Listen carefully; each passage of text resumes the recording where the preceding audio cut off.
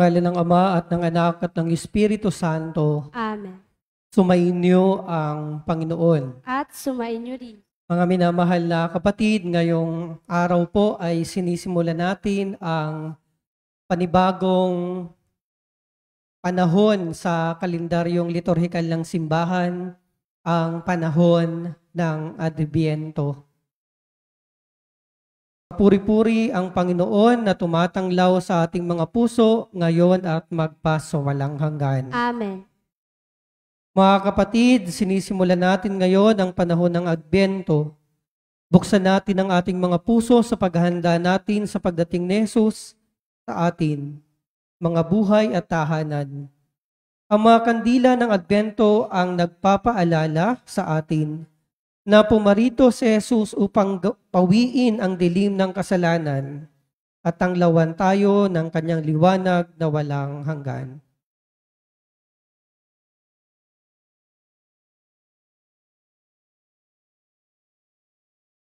Pagbasa ng salita ng Diyos. Pinupuri ka namin.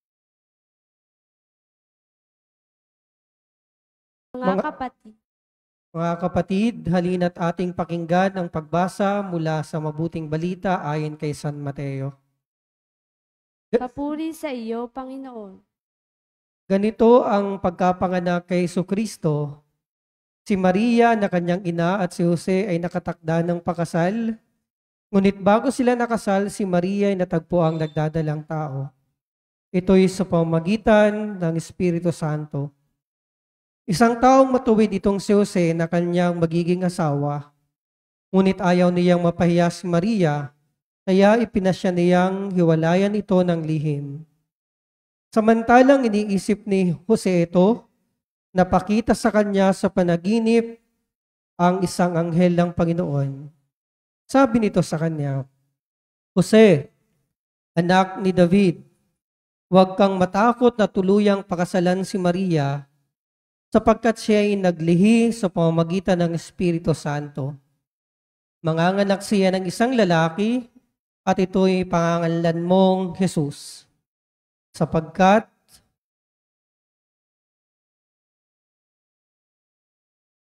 siya ang magliligtas sa kanyang bayan sa kanilang mga kasalanan. Nangyari ang lahat ng ito upang matupad ang sinabi ng Panginoon sa pamamagitan ng propeta. Magdilihi ang isang dalaga at manganganak ng isang lalaki at tatawagin itong Emmanuel. Ang kahulugay, kasama natin ang Diyos. Nang magising si Jose, sinunod niya ang utos ng anghel ng Panginoon. Pinakasalan niya si Maria, ngunit hindi ginalaw ni Jose si Maria hanggang sa panganak nito ang isang sanggol na lalaki na pinangalanan nga niyang Jesus. Ang mabuting balita ng Panginoon. Pinupuri ka namin, Panginoong Hesukristo.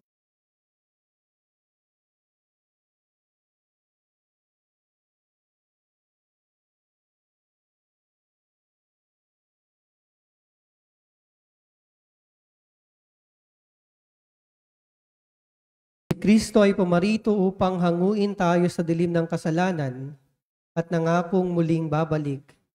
Manalangin tayo upang tayo ay laging maging handa na tanggapin siya sa bawat panalangin ng ating itutugon. Halika, Panginoong Jesus. Halika, Panginoong Jesus. Upang mabuksan ng ating mga puso sa pag-ibig ng Diyos ngayong panahon ng Adbyento, manalangin tayo sa Panginoon. Halika, Panginoong Jesus. Upang tanglawan at pagtagumpayan ng liwanag ni Kristo ang kadiliman ng kasalanan, manalangin tayo sa Panginoon. Halika, Panginoong Jesus. Upang ang korona ng Adbyento ay patuloy na maging paalala sa atin na maghanda para sa pagdating ni Kristo, manalangin tayo sa Panginoon. Tugon. Halika, Panginoong Jesus. Upang sa panahon ng Pasko, ng pagsilang ng Panginoon, mapuno tayo ng kapayapaan at kagalakan sa Sa pagsisikap natin, tularan natin si Jesus. Manalangin tayo sa Panginoon. Sige. Halika, Panginoong Jesus. Sama-sama nating dasalin ang panalangin ng mga anak ng Diyos. Ama namin, sumasalangit ka. Sambahin ang ngalan mo. Mapasa amin ang kaharian mo. Sundin ang loob mo dito sa lupa para nang sa langit. Bigyan mo kami ngayon ng aming kakanin sa araw-araw. Patawarin mo kami sa aming mga sala, para ng pagpapatawad namin sa nagkasala sa amin. At huwag mo kaming ipahintulot sa tukso at iadya mo kami sa lahat ng masama. Amen. Ama naming mapagmahal, pinasasalamatan ka namin sa pagsugo mo ng iyong anak na si Jesus. Siya ang Emmanuel, ang pag-asa ng lahat ng tao. Siya ang karunungan na gumagabay at humuhubog sa amin. Siya ang tagapagligtas ng lahat ng bansa. Pagpalain mo kami sa pagsindi namin ng mga kandila ng korona ng Adbyento, naway ang liwanag na itong maging tanda ng pangakong katubusan kay Kristong pumarito nawa siya at huwag magluwat. Nihiling namin ito sa pamamagitan ni Jesucristo kasama ng Espiritu Santo magpasawalang hanggan. Amen.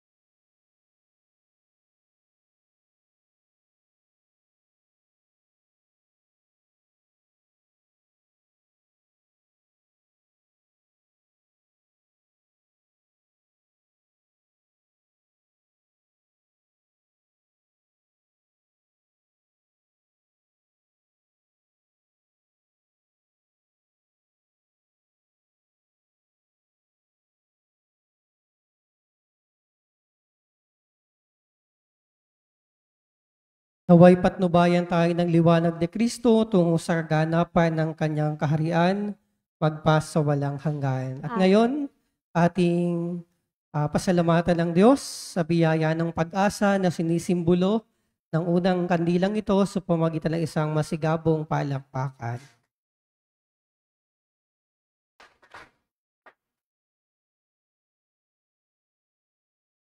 Ihanda natin ang ating mga sarili sa banal na pagdiriwang sa pamamagitan ng pagsisisi sa ating mga pagkukulang at nagawang kasalanan.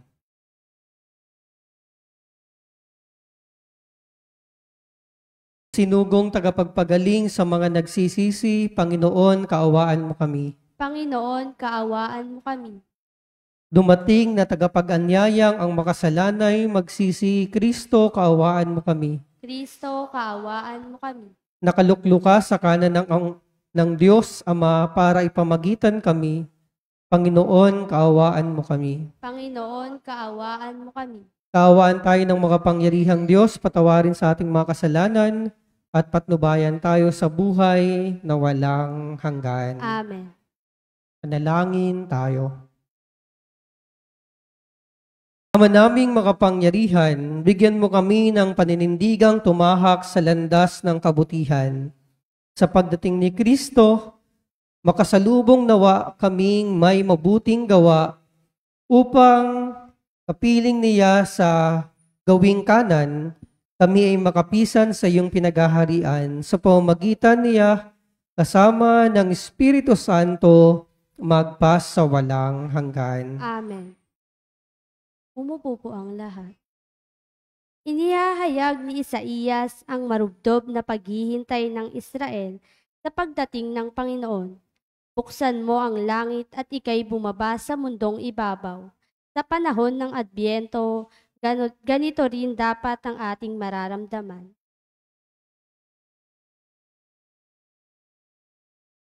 Pagbasa mula sa aklat ni Propeta Isaías. Ikaw lamang, Panginoon, ang aming pag-asa't amang aasa. Tanging ikaw lamang yaong nagliligtas nitong aming buhay. Bakit ba, Panginoon, kami tinulutang maligaw ng landas at ang puso'y naming iyong binayaan na maging matigas? Balikan mo kami, iyong kaawaan, ang mga lingkod mo na tanging iyo lamang. Buksan mo ang langit at ika'y bumaba sa mundong ibabaw. At ang mga bundok kapag nakita kay magsisipangatan. Wala pang narinig na Diyos na tulad mo. Wala pang nakita ang sinumang tao. Pagkat ikaw lamang ang Diyos na tumulong sa mga lingkod mo, na buong tiwalang nanalig sa iyo. Iyong tinatanggap ang nagsisikap sa mabuting gawa, at ang iyong aral at ang mga tuntunin ang ginugunita. Nagagalit ka na itulay pa rin kami sa pagkakasala. Ang ginawa namin talagang masama, buhat pa nung una.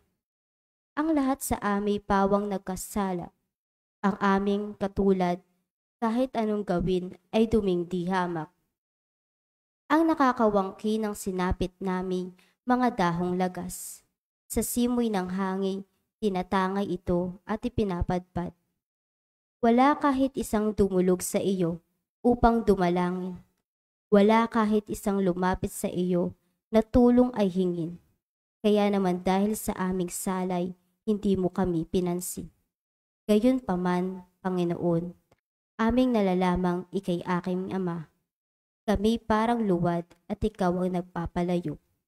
Ikaw ang lumikha sa amin, Panginoon, at wala nang iba. Ang salita ng Diyos. Salamat sa Diyos. Salmong tugunan ng atin pong itutugon. Akitin mo, Poong mahal, iligtas kaming tanglawan. Akitin po natin. Akitin mo, Poong mahal, iligtas kaming tanglawan. Pastol ng Israel, kami ay pakinggan. Mula sa trono mong may mga kerubin, kami ay tulungan. Sa taglay mong lakas, kami ay iligtas at tubusin sa hirap. Tugon. Akitin mo, Poong mahal, iligtas kami tanglawan. Ika'y manumbalik, O Diyos na dakila. Pagpasdan mo kami mula sa itaas, at ang punong ito'y muling pagyamanin at iyong iligtas. Lumapit ka sana, ang puno ng ubas na itinanim mo ay iyong iligtas. Yaong punong iyon na pinalagumot iyong pinalakas. Tugon. Akitin mo, Poong mahal, iligtas kami tanglawan. Ang lingkod mong iyong mahal ay iyong ingatan. Yamang hinirang mo ang iyong pagsanggalang. Iyong palakasin bilang isang bansang makapangyarihan. At kung magkagayon, magbabalik kami't di na magtataksil sa iyo kailanman. Kami pasiglahin, aming pupurihin ang iyong pangalan. Tugon. Akitin mo, Poong mahal, iligtas kami tanglawan. Nanawagan si San Pablo sa mga taga-Korinto na maging matatag sa pananalig ng Diyos hanggang sa pagbabalik ng Panginoon.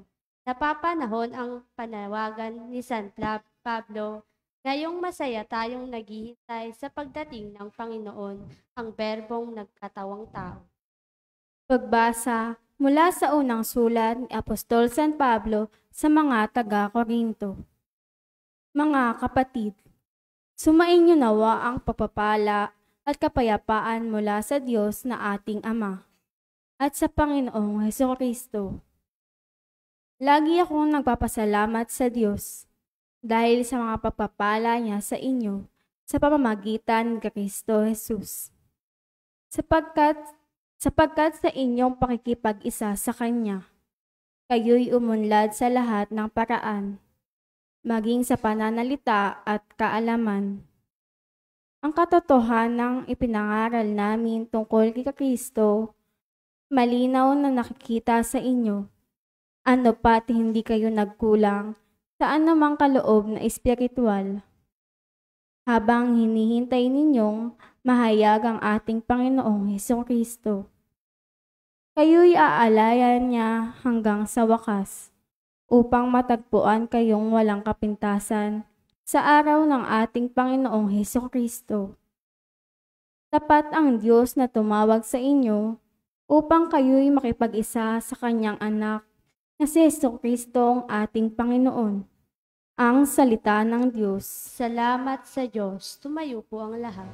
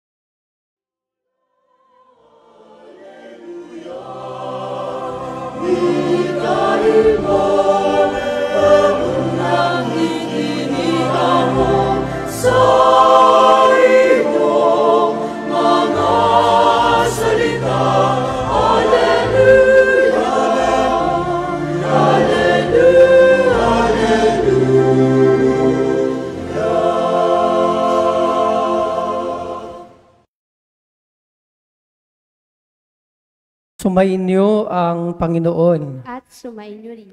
Ang mabuting balita ng Panginoon ayon kay San Marcos. Papuri sa iyo, Panginoon.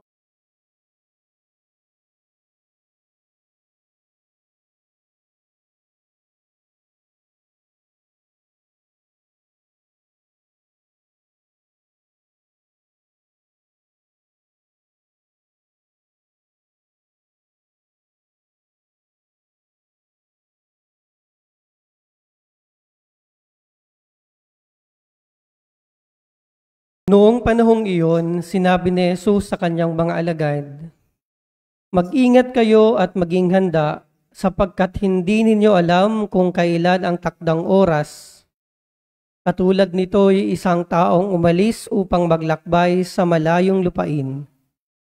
Ipinababahala ang kanyang tahanan sa mga alipin na binigyan ng kanya-kanyang gawain at inutusang bantayan, bantay pinto na maging laging handa sa kanyang pagdating. Gayon din naman, maging handa kayong lagi, sapagkat hindi ninyo alam kung kailan darating ang puno ng sambahayan. Maaring sa pagdilim, sa hating gabi, sa madaling araw o kaya'y sa umaga. Baka sa kanyang biglang pagdating ay maratnan kayong natutulog. Ang sinasabi ko sa inyo'y sinasabi ko sa lahat, maging handa kayo."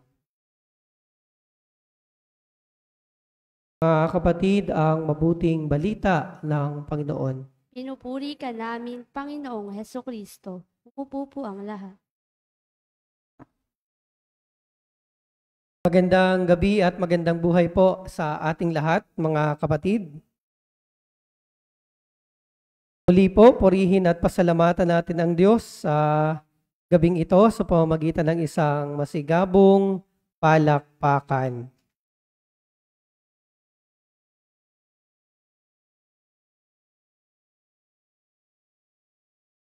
Nakakatuwa talaga ang inyong palakpak, no? May bilang at may tono. This chapter is closed. Familiar ba sa inyo ang katagang ito? This chapter is closed. Mukhang hindi pamilyar, lalo na doon sa mga medyo may edad na at sa mga hindi social media. So, yung this chapter is closed po, nag-trending yan noong November 30, noong officially pinahayag ni Catherine Bernardo na sila ni Daniel Padilla ay hiwalay na. Nakalagay dun sa caption ng kanyang post, this chapter is closed. Pero hindi po natin pag-uusapan ngayon si Catherine at si Daniel. Hihiramin lang natin yung sinabi ni Catherine na this chapter is closed. Bakit po this chapter is closed? Mga minamahal na kapatid, na po kanina lang, no, bago ang pagdiriwang natin ng banal na misa, ay officially nagtapos na ang kalendaryong liturhikal ng simbahan, ang liturgical calendar. Ibig sabihin, the liturgical calendar of the church is now officially closed. And we will begin the new season in the liturgical calendar, which is the Advent season, ang panahon ng Adbyento. Kaya nga, pwede rin nating sabihin, indeed, this liturgical year is officially closed. At sa pamamagitan ng pagsindi natin ng unang kandila ng Adbyento, nagsimula ang panibagong kalendaryong liturhikal ng ating simbahan. Kaya pwede rin natin sigurong sabihin at batiin ang ating mga katabi ng Happy New Year. Ano? Happy New Year kasi bagong liturgical calendar na, no? Happy New Year liturgically ho, ano. Now, sa ating ebanghelyo, no, napakinggan po natin na sinabi ng ating Panginoong Jesucristo sa pamamagitan ng isang talinhaga ng isang may-ari ng tahanan na ipinagkatiwala ang kanyang bahay at ang kanyang ari-arian sa kanyang mga katiwala. At sinabing, mag-ingat kayo at maging handa, sapagkat hindi ninyo alam kung kailan ang takdang oras. Alam niyo po yung ginamit na English translation ay watch. Watch. Ibig sabihin magbantay o maging handa. Akipat din ito yung pag-iingat. Yung English translation po ng gospel natin ngayon, watch. This is the imperative of Jesus. Ano ba yung paghahandaan natin? No, ang paghahandaan daw natin ay, syempre of course, yung pagdating ng may-ari ng tahanan na sumisimbolo sa muling pagbabalik ng ating Panginoong Jesucristo. At paano ba tayo makakapaghanda? Let us borrow the word watch that is used in the English translation in order for us to have these points of reflection. Watch has 5 letters, no? W, A, T, C, at H. Paano ba tayo makakapag-ingat at makakapaghanda? The first letter is W. W stands for wait actively. Wait actively or active waiting. Alam niyo po, isa sa pinakamahirap gawin ng tao ngayon ay ang maghintay. No? Kasi masyado tayong nahirate at nasanay sa mga madaliang bagay. No, dati naman naglalakad lang tayo, pero ngayon, pag traffic na, parang inip na tayo. No? Nasanay tayo sa mga instant. No? Instant coffee, instant noodles. Lahat ng mga, minsan pa nga, instant jowa, wala nang ligawan, jowa na agad, instant. Dahil nasanay tayo sa mabilis, madali na tayong mainip, at mahirap na tayong maghintay. But this is the invitation of Jesus for us to wait for His coming. Alam niyo po, yung active waiting po, no? Iba po siya sa passive waiting. Anong pagkakaiba ng active waiting sa passive waiting? Pwede nating ikumpara yung passive waiting kay Juan Tamad. Yung kwento ni Juan Tamad na humiga sa ilalim ng puno ng bayabas at hinihintay na lumaglag ang bunga nito sa kanyang bibig. Naghihintay siya pero wala siyang ginagawa. No? Hinihintay niya lang pumatak yung bunga ng bayabas. That is passive waiting. Naghihintay na walang ginagawa. Yung active waiting po, naghihintay ka pero meron kang ginagawa. Alam niyo po yung salitang waiter na kalimitang naririnig natin kapag kumakain tayo ng restaurant, no? Ang main function and role po nila is to wait for the customers. To wait for the customers. But yung salitang wait, hindi lang po yung nangangahulugan na paghihintay. Ang ibig sabihin po ng wait is to serve the customer. That is the true meaning of waiting. Hindi lang natatapos yung wait, hindi lang ang trabaho ng waiter ay hintayin na matapos yung kumakain sa restaurant para iligpit ang pinagkainan, kundi para magsilbi at gumawa para sa mga customer. And this is the meaning of active waiting. Habang tayo naghihintay, tayo ay kumikilos, tayo ay gumagawa. Hindi lang natin hihintay na muling dumating ang ating Panginoon. Kaya nga ang paanyaya sa atin ay mag-ingat at maging handa. At bahagi ng paghahanda yung active waiting, naghihintay na merong ginagawa.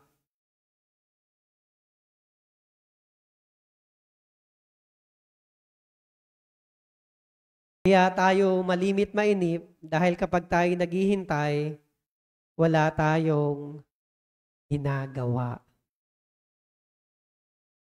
Waiting actively or active waiting.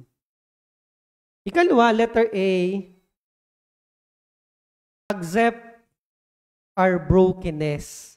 Tanggapin po natin at yakapin ang ating mga kahinaan. Napakaganda po ng unang pagbasa sa aklat ni Propeta Isaias. Sabi po dun sa huling bahagi, "Gayunman, Panginoon, aming nalalaman, ika'y aming Ama, kami parang luwad at ikaw ang magpapalyok.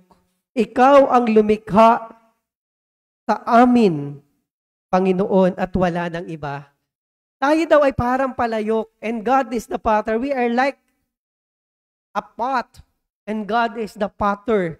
No, hinulma tayo ng Diyos, ginawa na tayong palyok. Subalit, pagkatapos tayong hulmahin ng Diyos, hindi maiiwasan, katulad ng palyok, minsan tayo ay nabibingot, nagkakaroon ng lumot, nagkakaroon ng gabok, no, nagkakauling ang puwit, no, nagiging luma, bahagi ng pagiging palyok natin yan. And we need to accept the reality that we are not perfect human beings. Hindi tayo perfecto. Kung minsan, katulad ng palyok, basag-basag tayo. We are broken because of the many problems, the many struggles na kinakaharap natin sa buhay.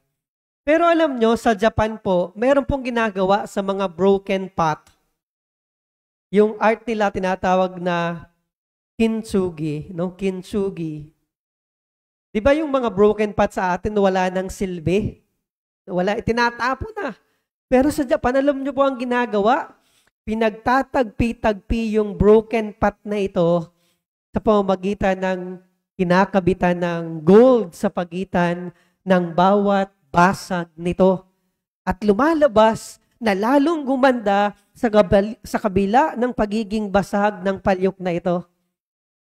Kahit po tayo ay broken, hindi broken-hearted, katulad ng mga fans ng Katnil, kahit tayo ay broken dahil sa ating kahinaan, we are still beautiful.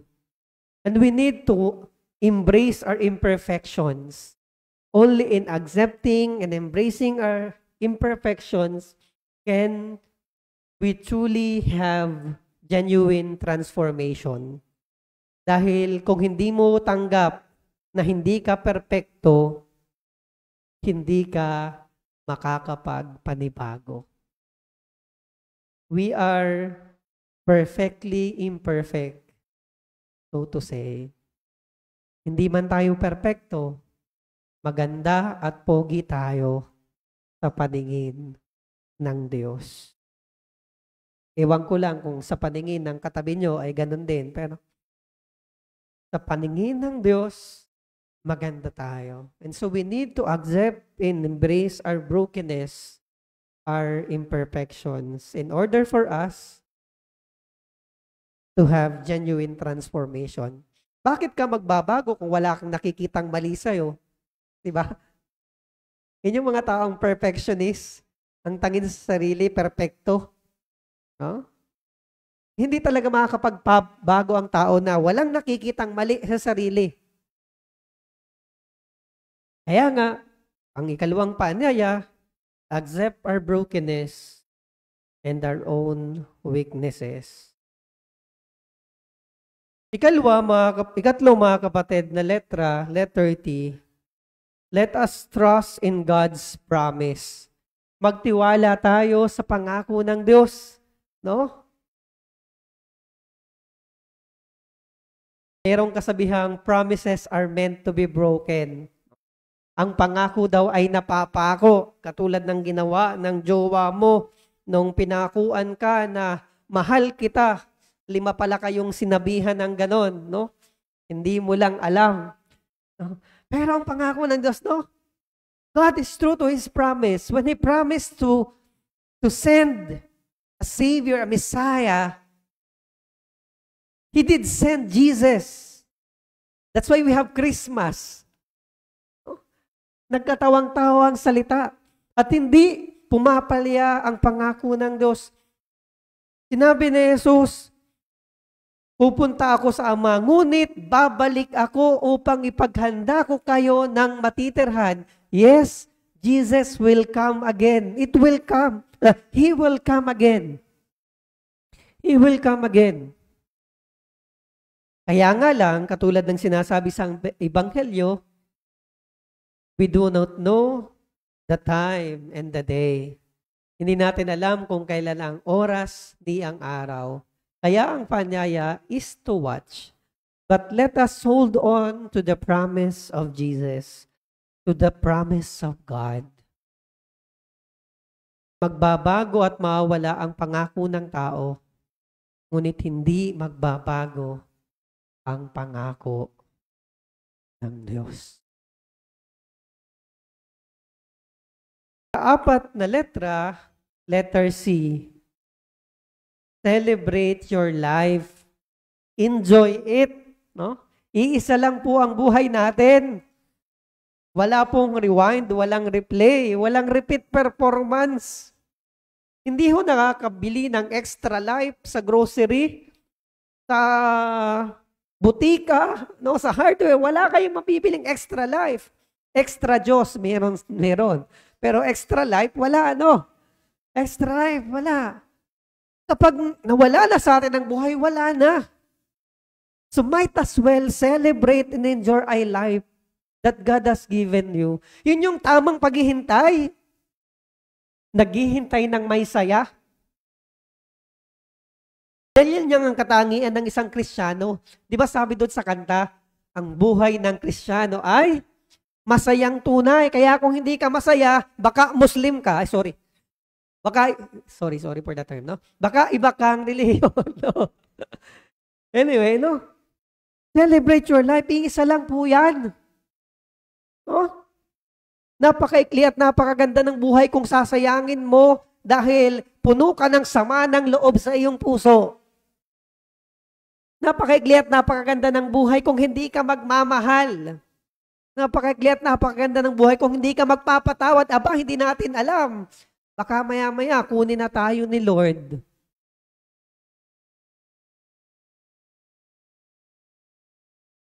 At magsisisi tayo dahil hindi natin ginamit ng mabuti ang pahiram niyang buhay sa atin.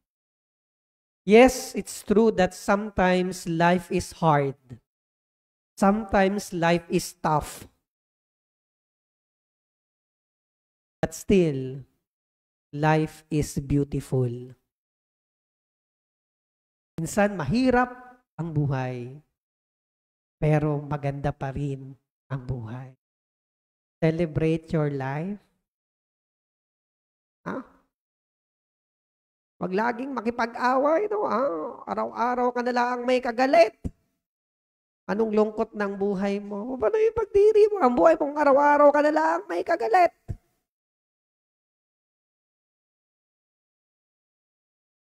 Isa lang po yan, mga kapatid. When death comes, it will come. When death knocks at our door, it will knock at our door. Kaya tayo takot mamatay eh. Dahil hindi natin ipinagdiwang ng maayos at mabuti ang ating buhay. Celebrate your life. Panghuli, let us hope for what is best. Umasa tayo palagi. No? Umasa tayo na pagkatapos ng dilim ay may liwanag. No, na pagkatapos ng ulan, masisilayan natin ang bahaghari. Nagpakatapos ng gabundok na problema, ang lahat ay matatapos din because everything will end. Even your problems and your difficulties. Everything will end. So always hope for what is best and always hope in God. Laging umasa sa Diyos. Mga kapatid, ito ang paanyaya sa atin ng ating ebanghelyo sa pagdiriwang natin ng unang linggo ng Adbyento. Maging handa tayo at mag-ingat. Let us be watchful. Watch. Wait actively. Accept our brokenness and weaknesses. Trust in God's promise. Celebrate your life and hope for what is best. Amen. Sumasampalataya ako Sa Diyos amang makapangyarihan sa lahat, na may gawa ng langit at lupa. Sumasampalataya ako kay Jesucristo, iisang anak ng Diyos, Panginoon nating lahat. Nagkatawang tao siya lalang ng Espiritu Santo, ipinanganak ni Santa Mariang Berhen, pinagpakasakit ni Poncio Pilato, ipinako sa krus, namatay, inilibing, nanaog sa kinaroroonan ng mga yumao, nang may ikatlong araw na buhay na maguli, umakyat sa langit, naluluklok sa kanan ng Diyos amang makapangyarihan sa lahat. Doon magmumulang paririto at huhukom sa nangabuhay at nangamatay na tao. Sumasampalataya naman ako sa Diyos Espiritu Santo, sa banal na simbahang katolika, sa kasamahan ng mga banal, sa kapatawaran ng mga kasalanan, sa pagkabuhay na magmuli ng namatay na tao, at sa buhay na walang hanggan. Idulog natin sa Ama na turuan tayong maging handa sa puso at isipan upang maging marapat tayong tumanggap sa nalalapit na pagdating ng kanyang bugtong na anak. Sa bawat panalangin ng ating itutugon, Ama, dinggin mo ang aming panalangin. Ama, dinggin mo ang aming panalangin.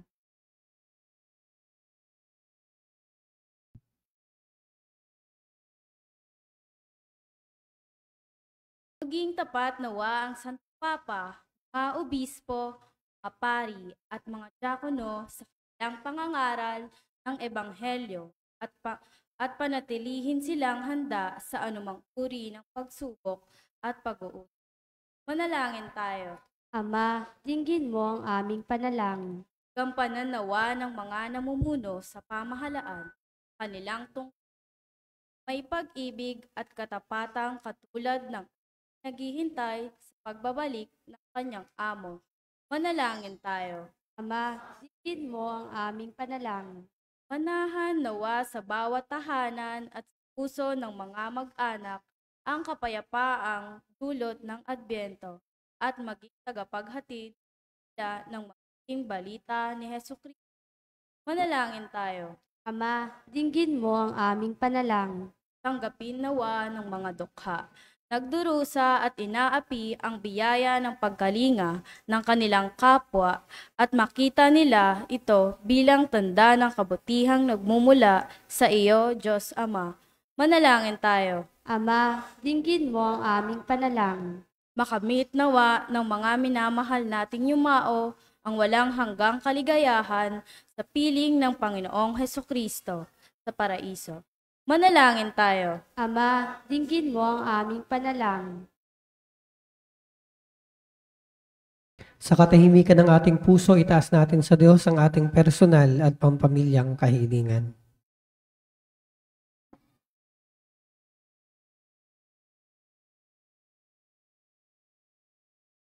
Ama naming mapagmahal, patatagin mo kami sa pamamagitan ng Espiritu Santo upang manatili kaming tapat sa iyo hanggang sa muling pagdating ng anak mo at aming Panginoon. Amen. Upo po ang lahat.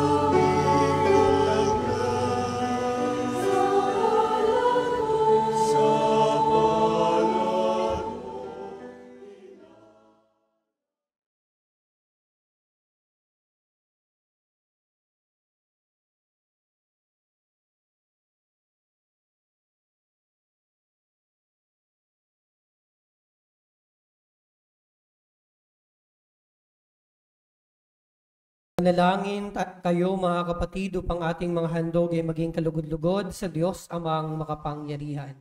Tanggapin nawa ng Panginoon itong paghahain sa iyong mga kamay, sa kapurihan niya at karangalan sa ating kapakinabangan at sa buong sambayanan niyang banal. Ama naming lumikha, tanggapin mo ang aming mga alay na ikaw rin ang nagbigay. Magdulot nawa ito ng gantimpalang kaligtasan, na ngayon pa man ay amin ang pinakikinabangan sa pamamagitan ni Jesucristo kasama ng Espiritu Santo, magpa sa walang hanggan. Amen. Sumainyo ang Panginoon. At sumainyo rin. Itaas sa Diyos ang inyong puso at diwa. Itinaas na namin sa Panginoon. Pasalamatan natin ang Panginoong ating Diyos. Marapat na siya ay pasalamatan. Ama naming makapangyarihan, tunay ngang marapat na ikaw ay aming pasalamatan sa pamamagitan ni Jesucristo na aming Panginoon. Siya'y sinugo mo upang matupad ang iyong magandang balak para sa lahat. Hindi niya ikinahiyang mamuhay ng mahirap upang mapakisamahan ni kaming matapat. Siya ay naging hindi na iba sa amin, upang maitampok niya kami sa iyong piling. Sa kanyang lantarang muling pagdating, ang pakisama niya ay puspusang magniningning, at ang pangako niyang kapanapanabik ay naasahan naming lubos na makakamit. Kaya kaisa ng mga anghel na nagsisiawit ng papuri sa iyo nang walang humpay sa kalangitan, kami nagbubunyi sa iyong kadakilaan.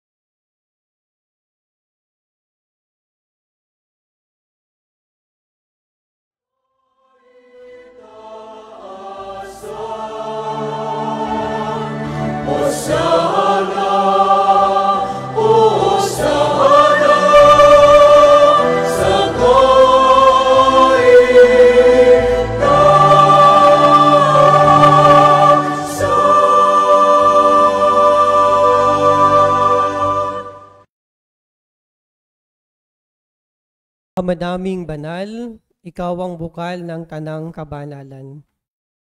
Kaya't sa pamamagitan ng iyong espiritu, gawin mong banal ang mga kaloob na ito, upang para sa amin maging katawan at dugo ng aming Panginoong Hesukristo. Bago niya pinagtiis ang kusang loob na maging handog, hinawakan niya ang tinapay. Pinasalamatan kaniya. Pinaghati-hati niya iyon, iniabot sa kanyang mga alagad at sinabi, "Tanggapin ninyong lahat ito at kanin. Ito ang aking katawan na ihahandog para sa inyo."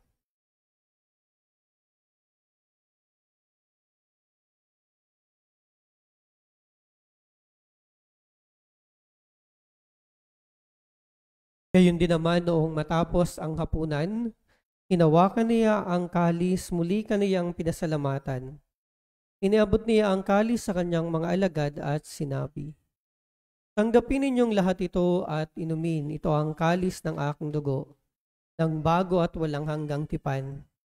Ang aking dugo na ibubuhos para sa inyo at para sa lahat, sa ikapagpapatawad ng mga kasalanan.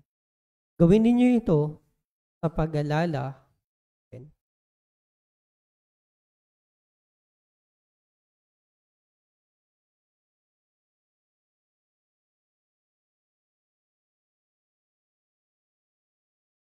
Ang misteryo ng pananampalataya. Si Kristo ay namatay. Si Kristo ay nabuhay. Si Kristo ay babalik sa wakas ng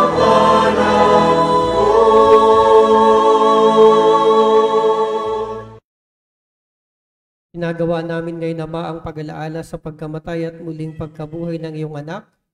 Kaya't iniaalay namin sa iyo ang tinapay na nagbibigay buhay at ang kalis na nagkakaloob ng kaligtasan. Kami nagpapasalamat dahil kami iyong minarapat na tumayo sa harap mo para maglingkod sa iyo. Sinasamo namin kami magsasalo-salo sa katawan at dugo ni Kristo ay mabuklod sa pagkakaisa sa pamamagitan ng Espiritu Santo. Lingapin mo, Ama, ang iyong simbahang laganap sa buong daigdig. Puspusin mo kami sa pag-ibig, kaisa ni Francisco na aming Santo Papa, ni Jose na aming Obispo ng Tanang Kaparian, mga relihiyoso at relihiyosa at ng hinirang mong sambayanan.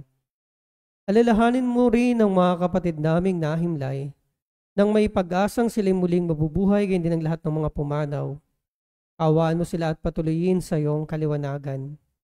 Kawaan mo at pagindapatin kaming lahat na makasalo sa iyong buhay na walang wakas. Kaysa ng mahal na Berheng Maria na ina ng Diyos, ni San Jose na kabiyak ng kanyang puso, kaysa ng mga apostol at ng lahat ng mga banal na namuhay dito sa daigdig ng kalugod-lugod sa iyo, maipagdiwang nawa namin ang pagpupuri sa ikararangal mo sa pamamagitan ng iyong anak na aming Panginoong Jesucristo. Sa pamamagitan ni Kristo, kasama niya at sa Kanya, ang lahat ng parangal at papuri ay sa iyo, Diyos Amang makapangyarihan, kasama ng Espiritu Santo, magpas sa walang hanggan.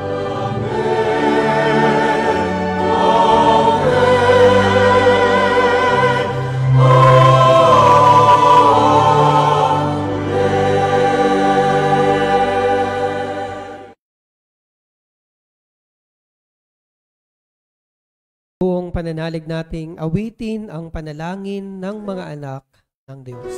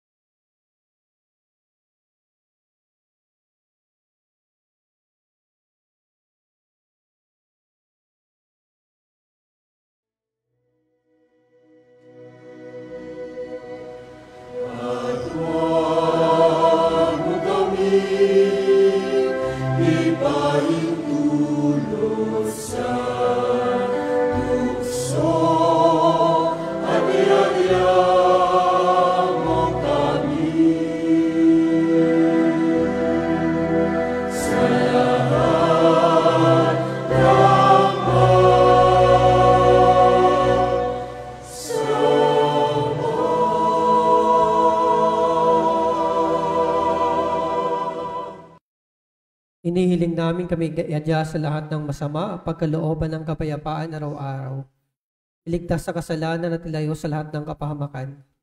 Samantalang aming pinananabikan ang dakilang araw ng pagpapahayag ng tagapagligtas naming si Jesucristo. Sapagkat sa iyo nagmumula ang kaharian at kapangyarihan at kaluwalhatian.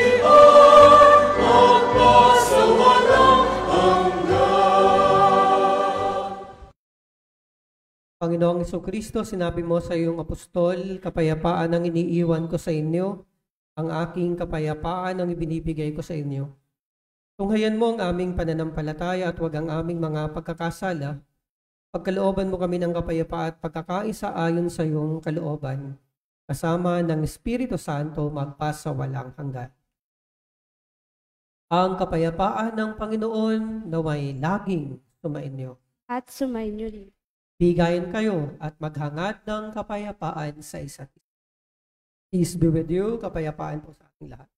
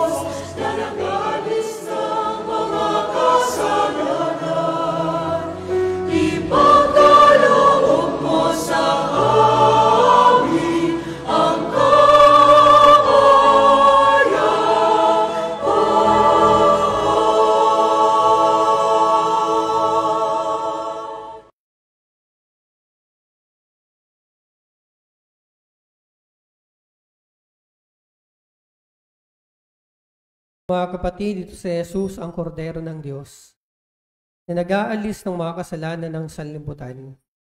Mapalad tayong inaanayahang makibahagi sa piging na banal. Hindi ako karapat-dapat na magpadaloy sa iyo, ngunit sa isang salita mo lamang ay gagaling.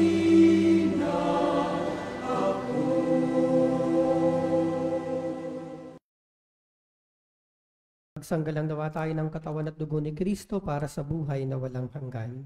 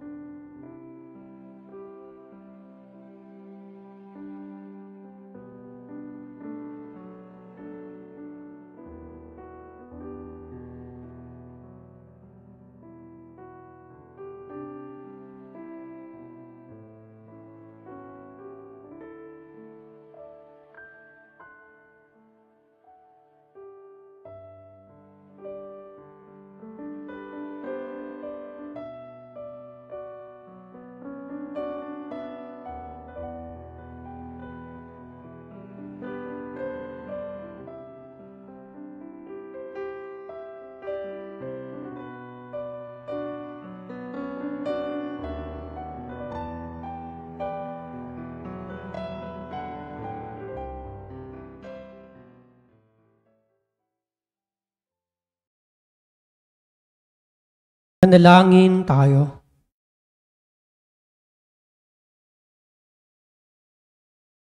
Ama naming mapagmahal, mapakinabangan nawa namin ang aming pinagsaluhan upang sa aming paglalakbay dito sa lupang papanaw. Aming mapanaligan ang iyong pagpapalang pangmagpakailanman.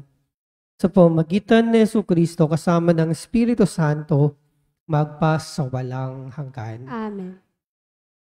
Niyo ang Panginoon. At sumainyo rin. At naway ingatan at pagpalain kayong lagi ng isang mapagmahal at makapangyarihang Diyos, Ama, at Anak, at Espiritu Santo. Amen.